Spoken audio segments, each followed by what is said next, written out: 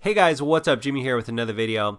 So back in 2009, and this was E3 time, I was fortunate enough to win a pair of tickets to the Microsoft Xbox press conference or press briefing at E3. And I was in a room with about 200 to 300 other people, as other gamers and game journalists. And I was just so grateful to be there. Up until that time, I had my Xbox 360 for a couple years, I believe. And I was just really happy with the games that I was able to play on it.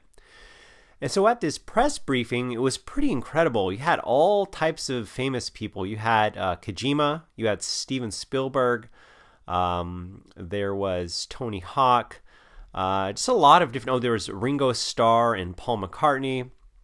And there was actually some worldwide reveals. Like I was firsthand there to see the reveals for games that I had no idea were going to be coming out. One of the reveals was for Halo Reach. Up until that time, no one knew about Halo Reach, or the general public did not know. And the other game was Left 4 Dead 2. That's where they made the announcement. It was at the Microsoft 2009 E3 press conference. But the announcement that took place at the Microsoft press briefing of 2009, the single thing that made the most headlines and was in the headlines a lot was the reveal of Project Natal, which later became the Kinect. And at the time when that was announced, I was like, well, this kind of looks cool, but I'm gonna wait and see. Eventually I did not get the Kinect. It was just something that I wasn't interested in. However, the Kinect sold very, very well. And it wasn't long after that press conference, 2009, especially 2010, where the Xbox 360 sold like crazy. It was already selling pretty good. But 2009 or 2010, 2011, it started to sell very, very well. And so cut to, 2 or 3 years after that, or however many years after that press conference, you have the release of the Xbox One. And many of you obviously already know this. The first year of the Xbox One, when it got released, it was pretty rough. And, there were things that a lot of gamers didn't agree with or were upset about. But the thing that upsetted me the most was that, of course, the Kinect was a big deal on the 360. However, it was okay with me because they didn't make you buy it. If you just wanted to get the console, you could just get the console. Or if you wanted to get the console bundled with the Kinect, you could do that. Or if you have the console, you could just want to get the Kinect, you could do that.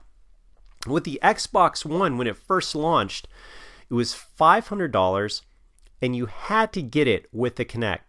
And many journalists asked, the leadership at the Xbox division, does this mean that you have to always use the Kinect? They're like, yep, you have to always use the Kinect, and or at least you have to have the Kinect to make that Xbox One work. And that turned off a lot of gamers.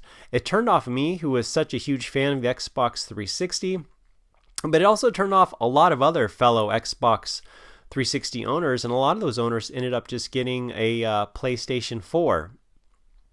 And I think there are things that a lot of gamers didn't agree with. The whole thing with one of the things you have to be online always with your Xbox One. There were other things. I think though what frustrated gamers the most as a whole and as in general, it felt like some of the leadership at the Xbox division just wasn't listening to the gamers.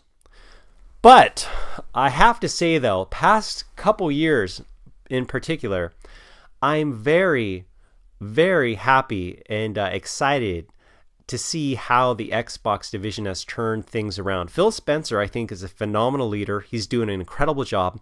And the Xbox One is selling very, very well. It's doing excellent.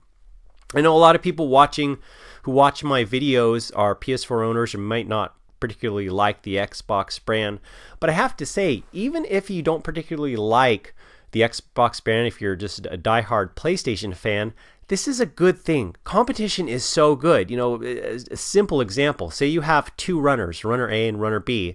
Runner A can run a mile in 4 minutes flat, and the runner B can only run a mile in 7 minutes. In most cases, in a lot of cases, if they say, for instance, run a mile race, runner A, who can run the 4-minute mile, probably towards the end of that race, he's probably not going to be exerting himself or trying as hard. He might be thinking, you know what, I'm not going to try as hard. The competition isn't this good. I don't want to cause an injury, or, it's just not worth it. I'm just going to pace myself and enjoy this run. I feel that's the same way, with the Xbox One and PlayStation 4. Competition is such a good thing. In my opinion, the reason why the Xbox 360 and the PlayStation 3, last console generation, the console generation for this one, I feel it was so awesome is because the competition was incredible. Both consoles did very, very well. And both consoles sold hundreds of millions of games. Obviously they want to sell a console. They want to sell lots of consoles, Sony and Microsoft.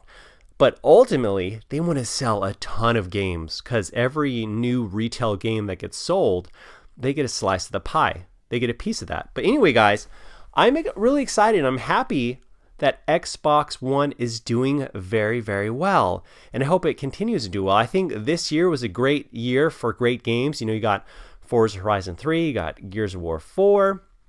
And I'm really excited for some of the games that are coming out in 2017. But let me know, guys, in the comment section below about the turnaround of the Xbox One and how they've really stepped things up and have listened to gamers. And I'm just really happy to see the direction they're headed in. But as always, guys, thanks so much for watching, and I'll catch you later.